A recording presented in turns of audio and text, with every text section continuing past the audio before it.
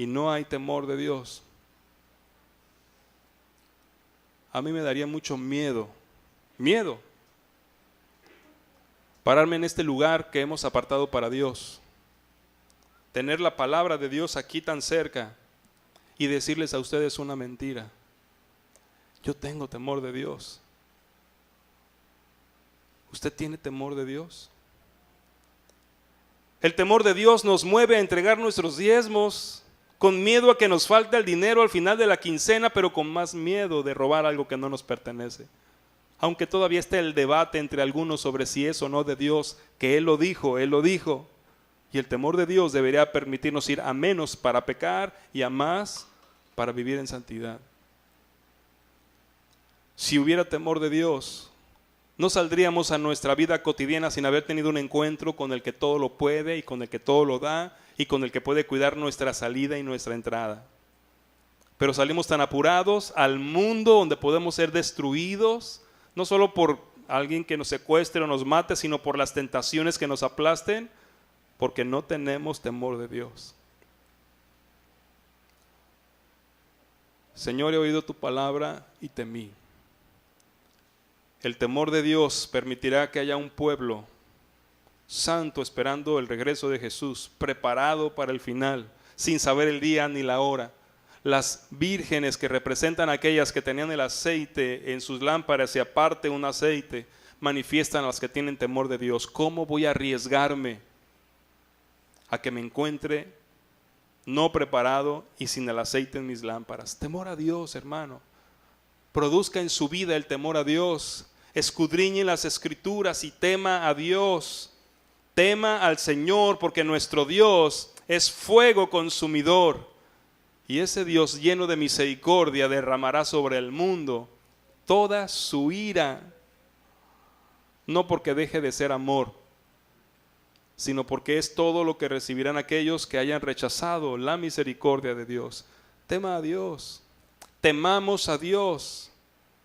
Literalmente, tengamos temor reverente del Dios que es fuego consumidor. En la oración de Habacuc nos dice la segunda cosa, que es algo que también necesitamos reconocer que nos hace falta y que tenemos que identificar. Ya estoy en Sofonías. Oh Jehová, aviva tu obra en medio de los tiempos. ¿Qué está haciendo Habacuc? Está intercediendo por el pueblo. Otra de las cosas, hermano, y yo estoy seguro que muchos estarán de acuerdo conmigo, en que algunos incluso se volverán a incomodar con esto, es que el pueblo de Dios no está clamando como debe hacerlo. Clamando e intercediendo por el mundo que necesita el avivamiento de la obra de Dios. Tal vez tengamos mucho para invertir en nuestra oración diaria por nuestras necesidades, pero la oración que está haciendo Habacuc y que previene o que es la antesala de la manifestación del Señor, es cuando se está orando por la obra de Dios. Aviva tu obra en medio de los tiempos. La iglesia cristiana está siendo desafiada desde el siglo pasado, siglo XIX, para orar más, para ser iglesias de oración. Un país, hermano, donde podemos hablar de una mayoría evangélica, ¿sabe cuál es? Corea del Sur. ¿Y sabe cuántos años después entró el evangelio a ese país? Después que en Estados Unidos y después que en México.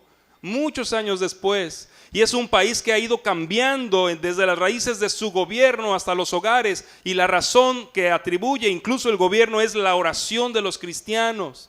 Oran los cristianos. Un pastor conocido nuestro aquí de La Paz estuvo allá en Corea y me dijo que él quiso ir a un culto de oración. Y sabe que cuando llegó le dijeron, tiene que hacer cita. Bueno, ¿cuándo hay culto donde pueda venir? Hasta la otra semana, porque todos los demás días ya está lleno el templo para los tiempos de oración. Y era un templecito donde cabían, me parece, unas 25,000 personas. Donde por horas estaban repartidos y llenos los tiempos de oración. No, que las jornadas de oración de la primera iglesia bautista de La Paz, donde se apuntan 3, 4 cada hora. No.